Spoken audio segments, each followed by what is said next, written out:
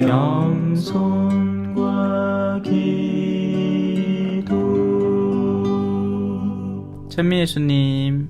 그때 예수님께서 제자들에게 말씀하셨다. 너희들 작은 양떼야, 두려워하지 마라. 너희 아버지께서는 그 나라를 너희에게 기꺼이 주기로 하셨다. 너희는 가진 것을 팔아 자선을 베풀어라. 너희 자신을 위하여 해지지 않는 돈주머니와 충나지 않는 보물을 하늘에 마련하여라. 거기에는 도둑이 다가가지도 못하고 좀이 쏠지도 못한다. 사실 너희의 보물이 있는 곳에 너희의 마음도 있다. 너희는 허리에 띠를 메고 등불을 켜놓고 있어라. 혼인잔치에서 돌아오는 주인이 도착하여 문을 두드리면 곧바로 열어주려고 기다리는 사람처럼 되어라. 행복하여라. 주인이 와서 볼 때 깨어있는 종들. 내가 진실로 너희에게 말한다.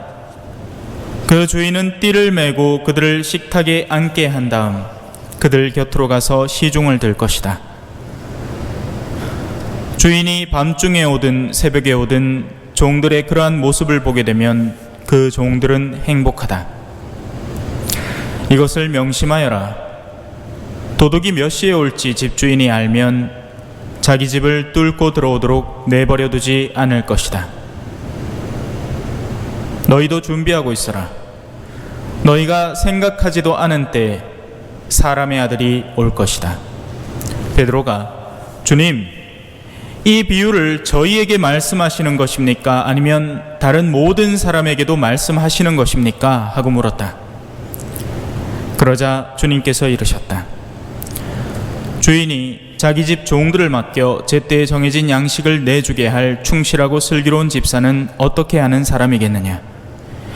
행복하여라. 주인이 돌아와서 볼 때 그렇게 일하고 있는 종. 내가 참으로 너희에게 말한다. 주인은 자기의 모든 재산을 그에게 맡길 것이다. 그러나 만일 그 종이 마음속으로 주인이 늦게 오는구나 하고 생각하며 하인들과 하녀들을 때리고 또 먹고 마시며 술에 취하기 시작하면 예상하지 못한 날, 짐작하지 못한 시간에 그 종의 주인이 와서 그를 처단하여 불충실한 자들과 같은 운명을 겪게 할 것이다. 주인의 뜻을 알고도 아무런 준비를 하지 않았거나 주인의 뜻대로 하지 않은 그 종은 매를 많이 맞을 것이다. 그러나 주인의 뜻을 모르고서 매 맞을 짓을 한 종은 적게 맞을 것이다. 많이 주신 사람에게는 많이 요구하시고 많이 맡기신 사람에게는 그만큼 더 청구하신다. 주님의 말씀입니다.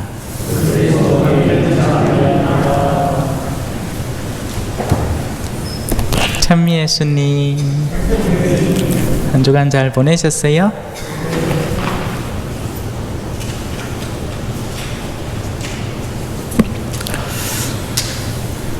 자, 오늘 강론의 주제는 믿음의 창가라는 것입니다. 이 독서를 중심으로 한번 준비해 봤습니다.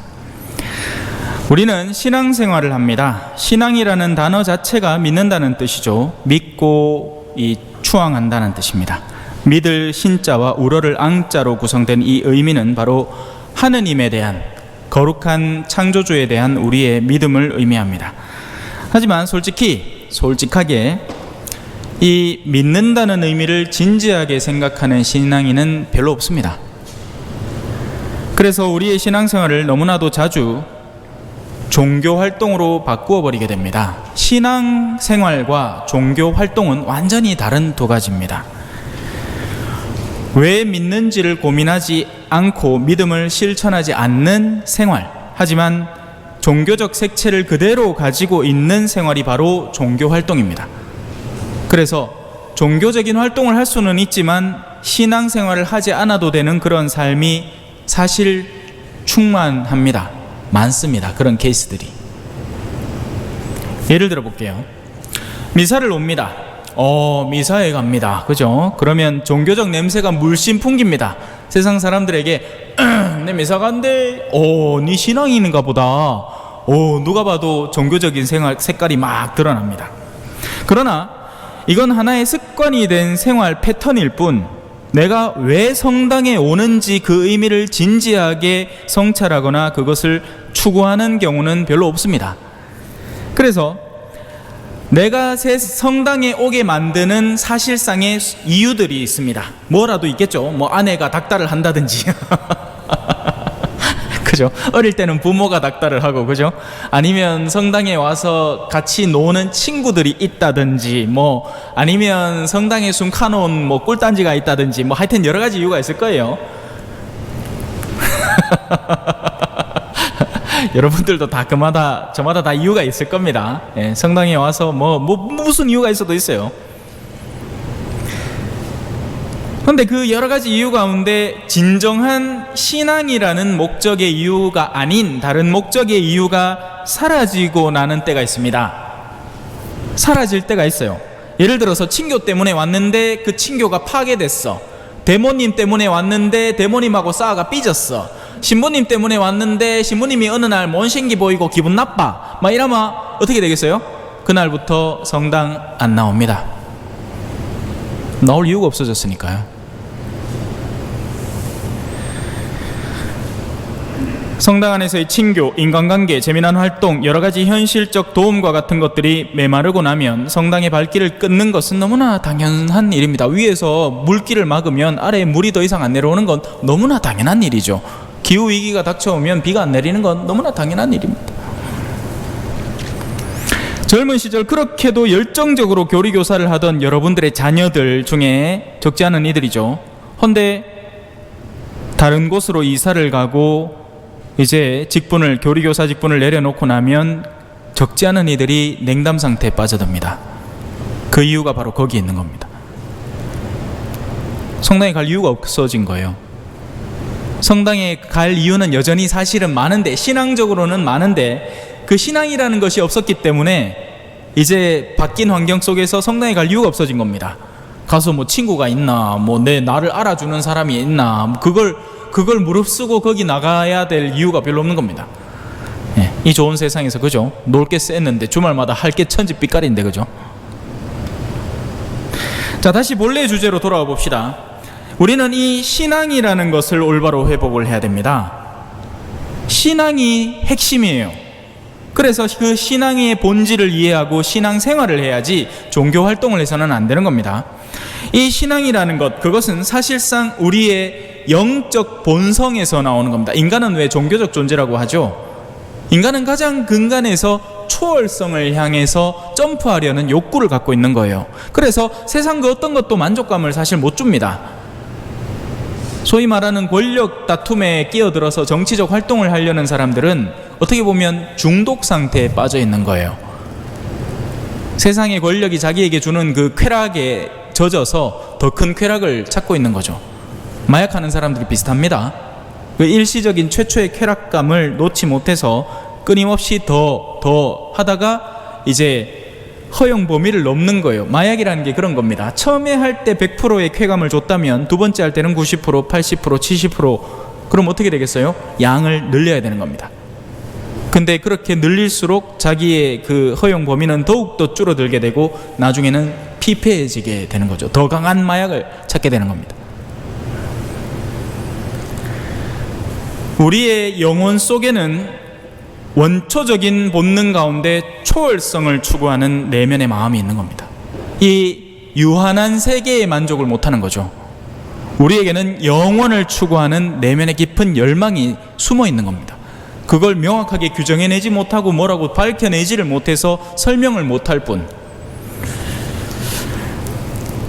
그리고 사실 우리가 이 초월을 바라보지 않는다 하더라도 사실상 믿음이라는 것을 이미 이 세상 속에서 살고 있습니다. 예를 들어서 우리는 대학을 지향합니다. 왜요?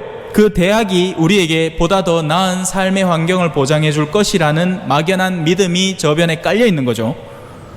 우리 어른들이 자식들 공부를 왜 그렇게 시킵니까? 사교육비를 그렇게 들여가지고 왜 그렇게 공부를 시키겠어요? 공부를 잘하마. 옛날에 우리 왜 캠프파이어 하면서 노는 거, 노래를 못하면 이거 아니구나. 하여튼 이 순차적으로 이루어지는 거예요. 공부를 열심히 하면 대학에 들어가고, 좋은 대학에 들어가면 좋은 직장을 얻고, 좋은 직장을 얻으면 뭐 혼수도 괜찮으니까 혼사짜리도 좋은 데 들어오고, 뭐 이게 완전 따따따따따 이어진다고 보는 거죠. 자동으로. 하지만 그게 지금 파괴됐죠.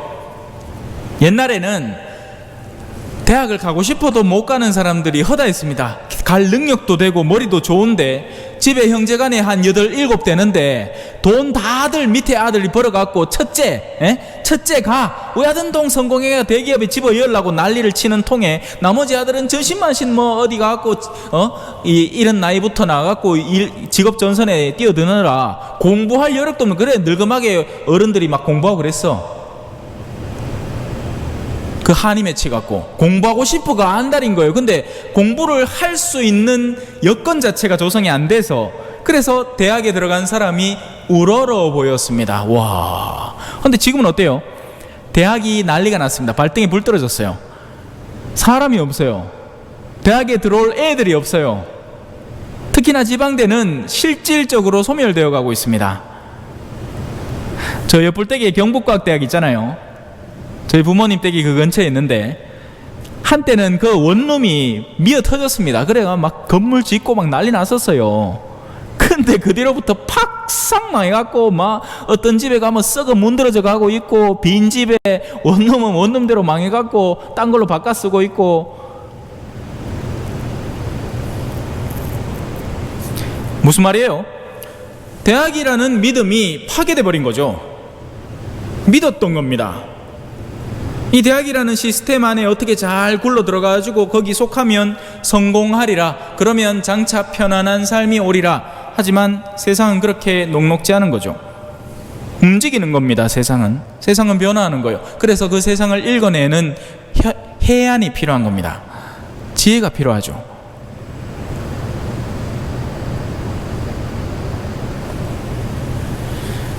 돈은 어떨까요? 돈도 마찬가지입니다. 우리는 막연한 믿음 속에서 그 돈이라는 걸 추구합니다. 돈을 지니고 있으면 나중에 많은 것이 보장되겠지. 과연 그럴까요? 돈으로 살 수 있는 게 있고 돈으로 살 수 없는 게 있습니다. 돈으로 훌륭한 요양병원은 살 수 있지만 사각지대에서 나를 후드려 패는 사람의 내면의 좋은 마음을 살 수는 없죠. 암만 값비싼 돈 주고 하면 뭐합니까? 이미 그 자식들이 암만 돈을 집어여가 좋은 병에 넣어놓으면 뭐예요? CCTV 없는 데서 기대기 때리는데 아이고 이 아저씨는 말도 뭐하고 똥은 냄새 나는 거 막 지다 싸고 막 기대기 차닥차닥 때리는 겁니다. 그하다 속에 천불 나 죽는 거예요. 집에 연락도 뭐하지? 코로나 때문에. 자식들 찾아오도 뭐하지? 만나도 표현할 수 있는 방법도 없지. 하다 끝나는 겁니다. 그냥. 아이고 그래 아버지요 내 그래도 돈 열심히 벌어갖고 이 병원에 열심히 갖다 주고 있으니까 잘 지내시소 하는데 내 잘 못 지내고 있는데 내가 지금 말을 못한다. 진실한 우정은 돈으로 살 수 있는 게 아닙니다. 친교는 돈으로 살 수 있는 게 아니죠. 사제와의 우정도 돈으로 살 수 있는 게 아닙니다.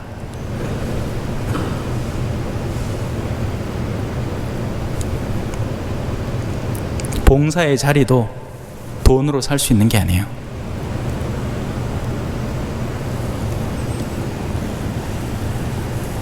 훌륭한 영적 가치도 돈으로 살 수 없습니다.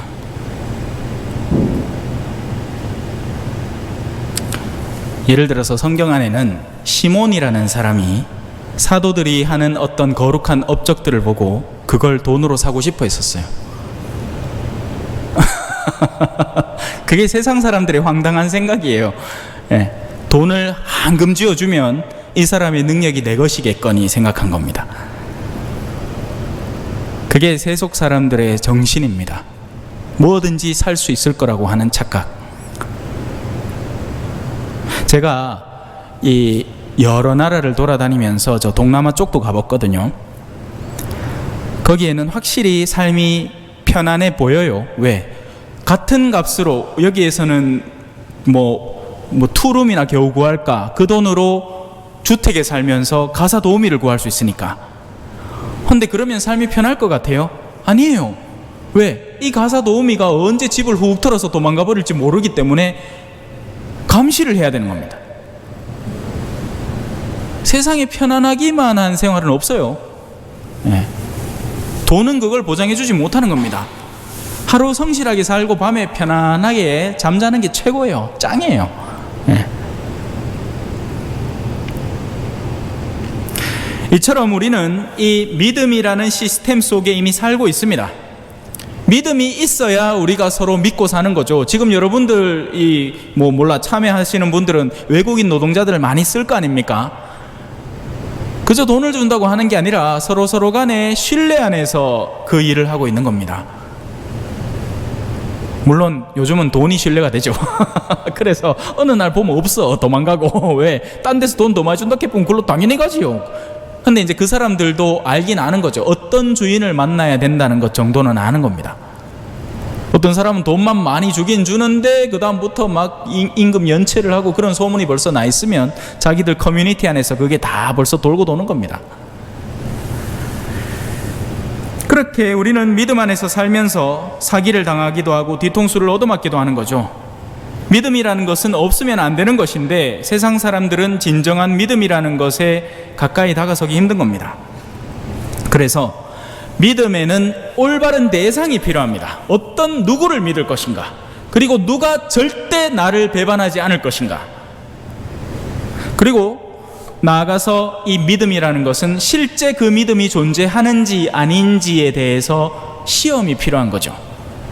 그게 적혀 있는 것이 이제 오늘 읽은 11장에 나오는 수많은 성인들의 믿음의 표상들에 대한 이야기들입니다. 이렇게 시작합니다. 믿음은 우리가 바라는 것들의 보증이며 보이지 않는 실체들의 확증입니다. 이 말에는 굉장히 무게감 있는 언어가 들어있어요. 깊이 파봐야 된단 말입니다. 이 말을 그냥 읽고가 아니라 한참을 성찰하고 묵상해 봐야 이게 무슨 말인지에 대한 이해가 비로소 나에게 찾아온단 말입니다. 믿음이 보증이 되는 겁니다. 우리는 이 차용 증서가 보증이 되죠. 뭐라도 확실히 나중에 그 사람을 변호인 고용해서 소송을 걸어가 이길 근거 자료가 그게 되는 거죠. 그러니까 눈에 뭐가 보여줘야 되는 겁니다. 하지만 이 신앙이라는 체계 안에서는 믿음이 보증입니다. 그래요. 넘어갑시다. 자, 제 개인의 삶을 통해서 여러분들과 함께 제 믿음을 나눠보겠습니다. 저 역시 믿음의 사람이니까요. 믿었기에 지금 이 자리에 서 있는 거예요. 만약에 중간에 그 믿음을 상실했거나 믿음을 내던져 버렸다면 이미 일찍부터 저는 여기에 존재하지 않을 것이고 아마 여러분들 사이에 끼어가지고 있으면 그나마 다행이고 신자로서 그가 아이마 벌써 어디 돈 번다고 나댕길 겁니다. 에? 제 성향으로 봐서 제 잘 놀잖아요. 그죠? 주 잡기에 능하지 않습니까? 얼마나 까불거리면서 온 동네에 막 쑤시고 다니겠어요. 그제? 술은 술대로 쑤시 먹고, 노는 건 노는 거대로 하고. 잘 놀기다. 내 만약에 놀게 놔뒀으면 하느님이 잘 붙들어 놨지, 여다가. 저에게 가장 강렬한 체험은 선교지죠. 가라 했을 때 그냥 아무 두려움 없이 갔다 하면 거짓말이에요. 수많은 두려움들과 이 미지로의 이 세계에 대한 어떤 걱정이 앞섰습니다. 그러나 믿었던 거죠. 신학교에 들어가는 것도 마찬가지예요. 정말 내가 결혼하지 않고 살 수 있을까? 젊었을 때 고민은 그런 것들이니까. 하지만 믿어야 했던 겁니다. 초전에 오는 건 어땠을까요? 마찬가지예요. 내가 그 본당에 가서 사람들과 함께 하느님에게로 나아가는 여정을 걸어갈 수 있을까? 그건 지금 현재 진행형입니다.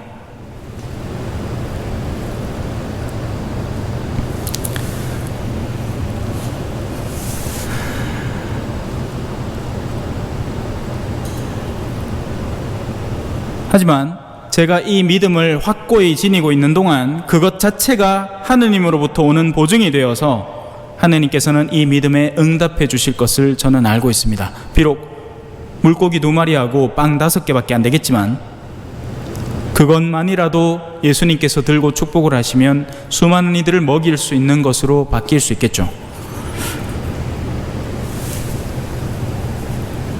복음을 전하겠다는 의지, 그리고 하느님께서 그것을 바라고 계신다는 것을 알고 있는 믿음이면 충분한 겁니다. 하느님이 딴 걸 바라시진 않을 거잖아요, 그죠? 제가 지금까지 성경을 연구해 본 바로는 하느님께서 바라시는 것은 복음이 전해지는 겁니다. 다른 무슨 건물이 커지는 거, 인테리어가 바뀌는 거, 사람 숫자만 단순히 늘려지는 거, 이런 게 아니에요. 여러분, 선교지에서 사람 숫자 늘리려면 제일 쉬운 방법이 있습니다. 뭔지 아세요? 돈 주면 돼요. 돈 주면 벌거짓대 같이 모여듭니다. 돈 주는데 누가 하나요? 그죠? 성당에서 농 갈라준다 하는데 왜 안 오겠습니까? 하지만 진정한 믿음은 그렇게 형성되는 게 아니죠. 진정한 믿음의 사람들을 이루어내기 위해서는 인내와 시련을 견뎌내는 힘이 필요한 겁니다. 우리가 지닌 믿음의 최종장은 죽음 이후에 다가오게 됩니다. 그 결실은 죽음 이후에 맺히게 돼요. 그래서 이런 사람들이 굉장히 많았습니다. 살아있는 동안 믿다가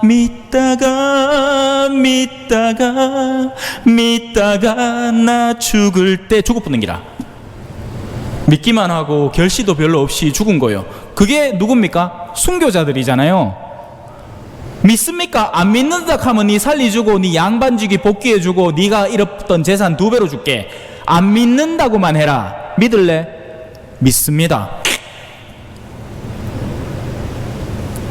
이 얼마나 어리석은 사람들입니까? 그죠? 세상에 이렇게 멍청한 사람이 없어요.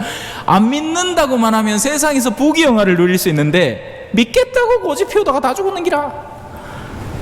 그리고 우리나라의 신앙은 그 뿌리에서 싹텄죠. 순교의 뿌리에서 싹튼 겁니다.